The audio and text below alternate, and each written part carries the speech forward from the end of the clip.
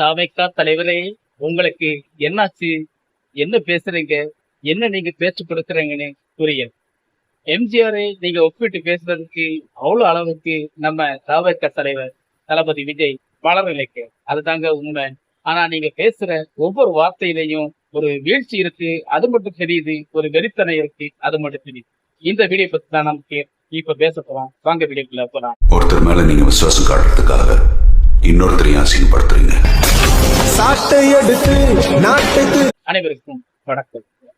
தாவேகா கட்சி தலைவர் பேசும்போது கேட்கும் போதும் நல்லா தான் இருக்கு. ஆனா எவ்வளவு பெரிய கட்சிங்க, எவ்வளவு பெரிய இது, அதாவது இந்திய பிரதமர், நம்ம தமிழக சிஎம், எவ்வளவு பெரிய கட்சி, வாழும் கட்சி, ஆளும் கட்சி, அப்படிப்பட்ட கட்சி நமக்கு 20 நிமிடத்துல நமக்கு அந்த மாதிரி பேச்சுல வந்து தரைக்குறைவாக பேசுவது நல்லாவே இருக்காது. அதுக்காக வேண்டி இப்போ தாவேகா கட்சிக்கு தப்புட்டு இல்லாம பேசுங்க.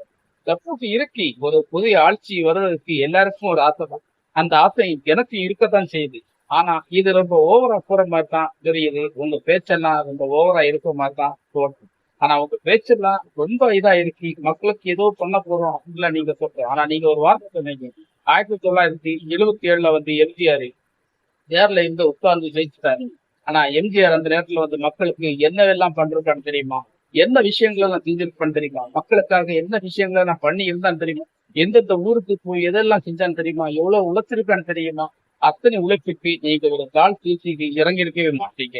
நீங்க செய்யற உழைப்பு எல்லாமே வெளிப்படையா தெரியுது. ஆனா எம்ஜிஆர் எல்லாம் அப்ப பண்ணலைங்க. அவரெல்லாம் பெரிய ஒரு மேதை. அவங்களே நீங்க ஒப்பிட்டு இப்ப பார்க்கும்போது வந்து அது ஒரு இதாதான் இருக்கு. ஆனா உங்களுடைய பேச்சும் தரக்குறைவான சில விஷயங்களும், இப்படிப்பட்ட சில விஷயங்கள் உங்க கட்சிக்கு சில விஷயங்களாக மாறிடக்கூடாது என்பதற்கான ஒரு எச்சரிக்கையை தான் நான் சொல்றேன். எனக்கு ஒரு ஆசை தான், புதிய கட்சி வரணும், புதிய ஒரு கட்சி உருவாகணும், புதிய ஒரு ஆசை எல்லாருக்கும் இருக்கும், எல்லாருக்கும் அது இருக்கணும். அப்பேற்பட்ட ஒரு ஆசை எல்லாருக்கும் இருக்கிறதுனாலதான் நான் சொல்றேன். அதனால தாவக கட்சி தலைவரே, இந்த மாதிரி நீங்க கொஞ்சம் ஓவரா பேசும்போது வந்து அது உங்களுக்கே ஒரு மாதிரி ஆயிடும், மக்களுக்கும் அதை கேட்கறதுக்கும் ஒரு மாதிரி ஆகும்.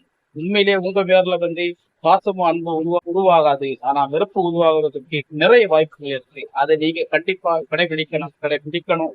அப்பேற்பட்ட சில விஷயங்களை நீங்க பராமரிக்கணும். ஏன்னா ஏற்கனவே நான் சொல்லியிருக்கேன், தாவேகா கட்சி தலைவர் நீங்க சில விஷயங்கள்ல எச்சரிக்கையா இருப்பது உங்களுக்கு மிக மிக நல்லதுன்னு நான் அடிச்சு சொல்லுவேன்.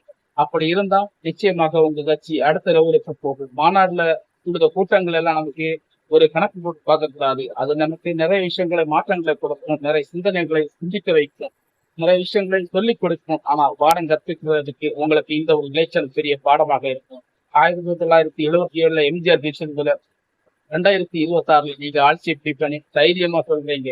நிச்சயம் அது நடந்தா மக்களுக்கு நல்லது. ஏதாவது அரசியல் மாற்றம் வருவான்னு தான் எல்லாரும் எதிர்பார்க்கிறோம். அப்படி ஒரு மாற்றம் வருமானு எதிர்பார்க்கறதும் எங்களுக்கு நல்லதுதான். ஆனா உங்களுடைய ஓவரான ஒரு பேச்சு உங்களுக்கு ஏதாவது ஆயிடுமோ, அல்லது உங்களுக்கு ஏதாவது ஒரு பேச்சு இதுவாயிடுமோ அப்படின்ற ஒரு பயமும் எங்களுக்கு இருக்கிறது. அதுக்காக வேண்டி நமக்கு ஒரு கட்சி, புதிய ஒரு கட்சி உருவாகிறது நம்ம துறக்க முடியாது. அதே போல வந்த வாழ்க்கைகளை நம்ம எதிர்பார்க்கிறோம். ஓகே, வணக்கம்.